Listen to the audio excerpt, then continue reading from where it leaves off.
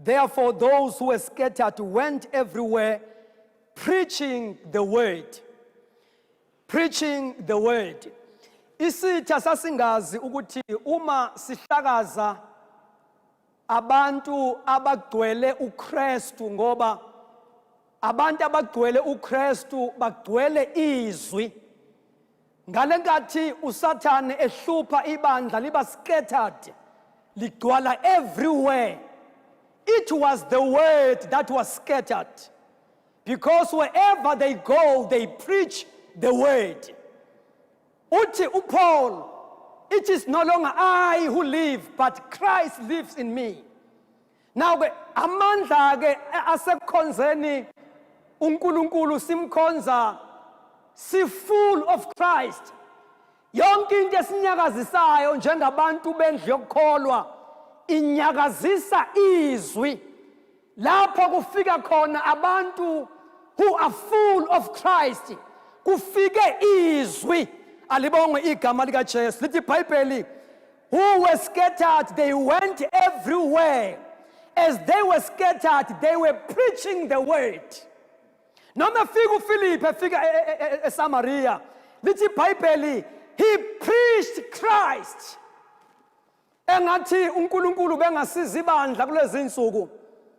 I am reminded ngamazwi akhuluma uPaul eyala uTimothy. Uthi preach the word in season and out of season. May the Lord help us to preach the word, not to preach the tradition. Because abantu abasizakali uma ibandla lishumayela i-tradition. It's high time as a church to preach the word. Ngoba izwe lonke is desperate for a solution. It's high time for the church to preach, to quit from preaching the denomination. We have to preach the word. Into eyenza ukuthi ibandla lakala libe solution in their time. It is because they were preaching the word. They went everywhere and preaching Christ. Into engiyithandayo lithi iBhayibheli, as uPhilip eshumayela, ngithanda amagama amabili. Lithi iBhayibheli, abantu they were hearing and seeing. Babezwa bengagcini ngokuzwa the message. Glory to God. Also babona izimangaliso kuphiliswa abagulayo ngoba the message of the gospel is the only message of what mayishunyayelwa ihambe nama signs and wonders. Ngoba signs and wonders, they confirm ukuthi iyo lento esishumayelayo. We are preaching the word. uNkulunkulu akwazi ukufakazela enye into esishumayelayo, ufakazela ukushunyayelwa kwezwi. They were hearing and seeing. Oh my God. Ngibona iministry kaKristu iqhubeka while Jesus is in heaven seated on the right hand of the Father.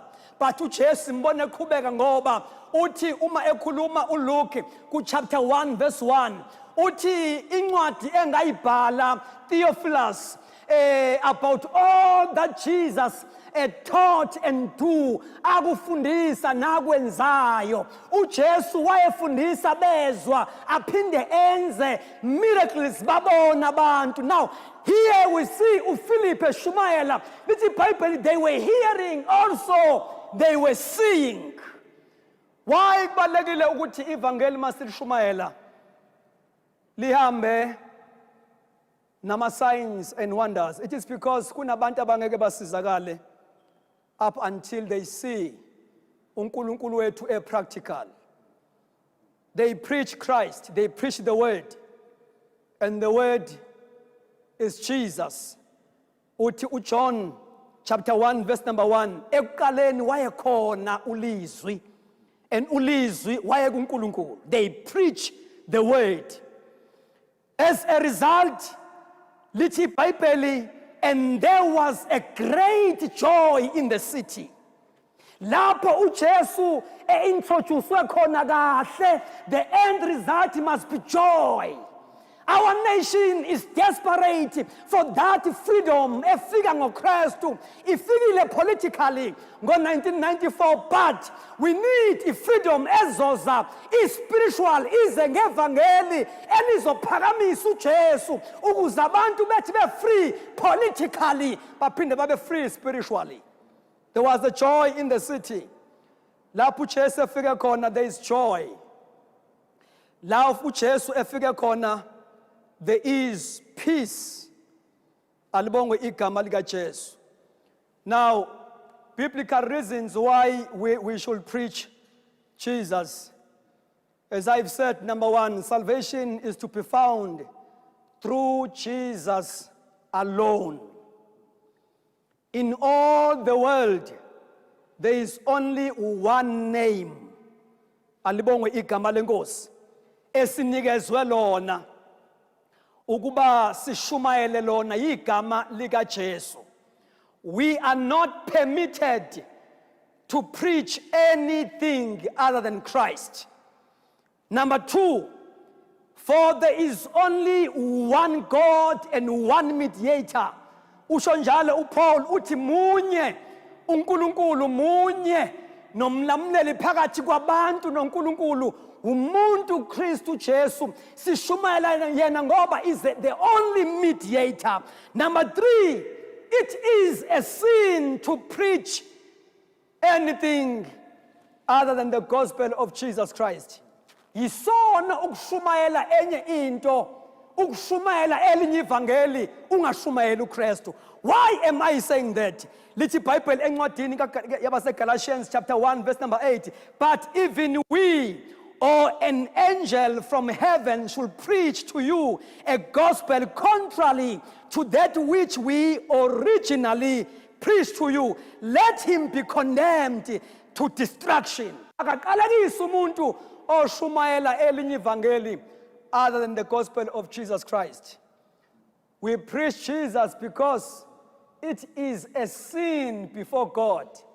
Ukushumayela elinye ivangeli, we are sinning uma siphakamisa okunye as a solution kubantu ngaphandle kaJesu. It is a sin. Lithi iBhayibheli akaqalekiswe umuntu oshumayela elinye ivangeli other than the gospel that we originally preach unto you. Uze athi uPaul, noma ngabe sekujike thina ke ngoba bayajika abantu kulezi insuku ebebephethe indaba enamandla, bayajika. Uthi uPaul, noma sekujike thina esalethu originally ningasilaleli, noma ngehla ingilosi phethe enye message other than the Christ that we preach to you, let that person be cursed.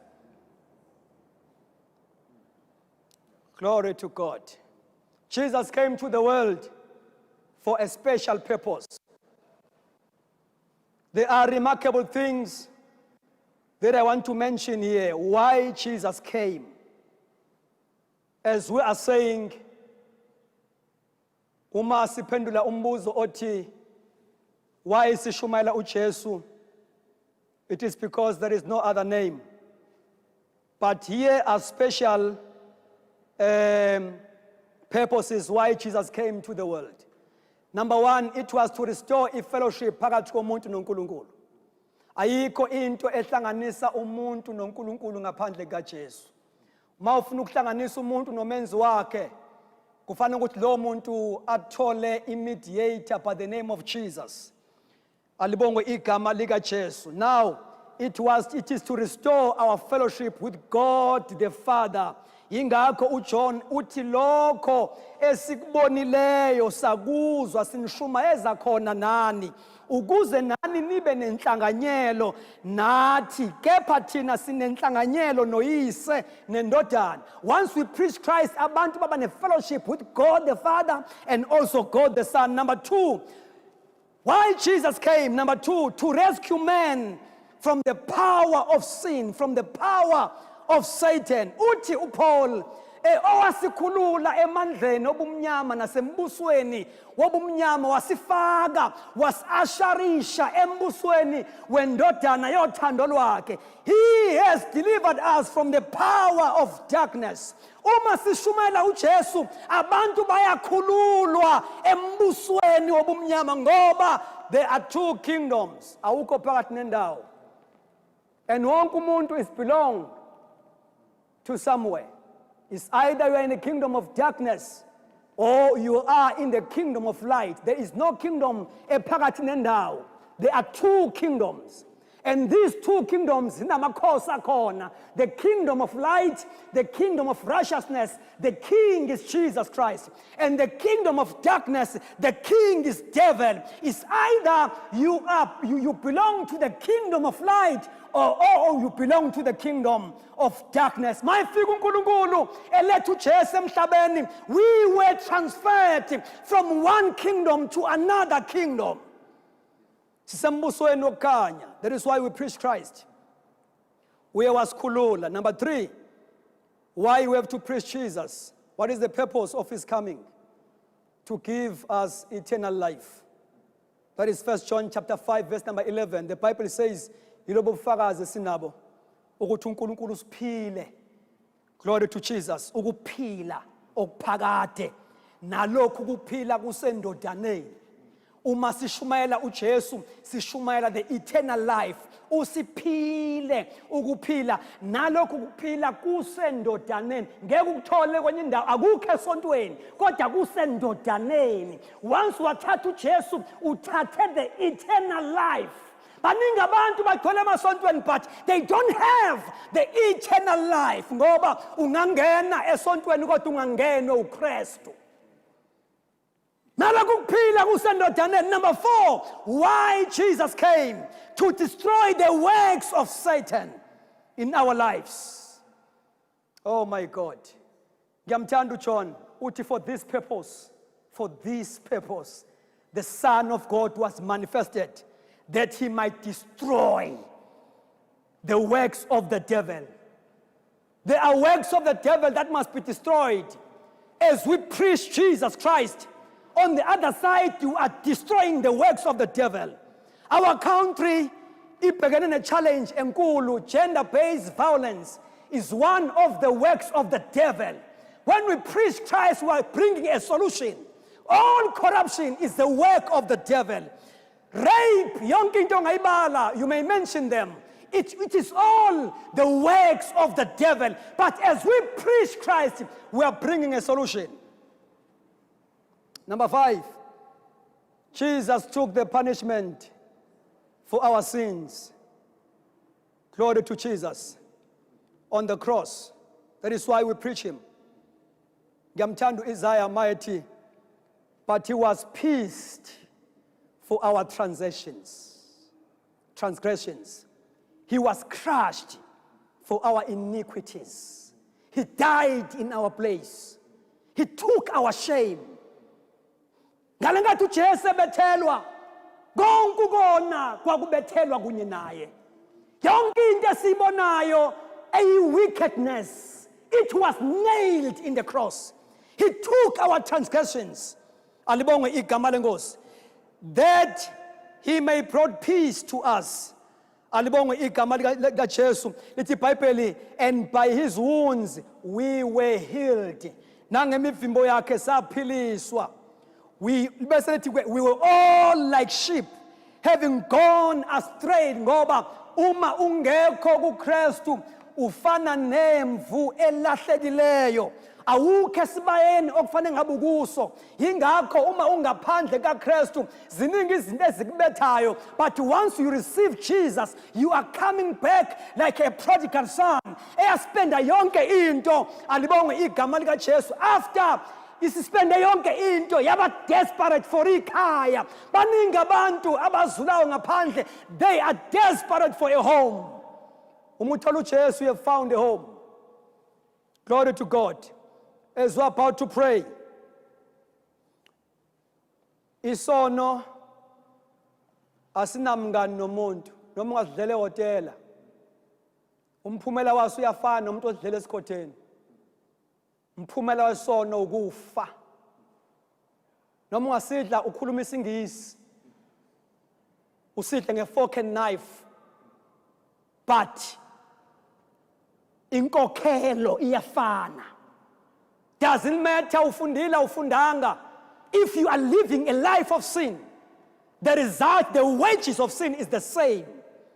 But into emnandi ithi iBhayibheli isipho sikaNkulunkulu singukuphila kuphakade kuKristu Jesu. Ungavula inhliziyo yakho ekhaya sengithandaza. If you want to receive Christ as your Lord and Savior, uphume embusweni obumnyama ungene embusweni okukhanya. Let me pray for you.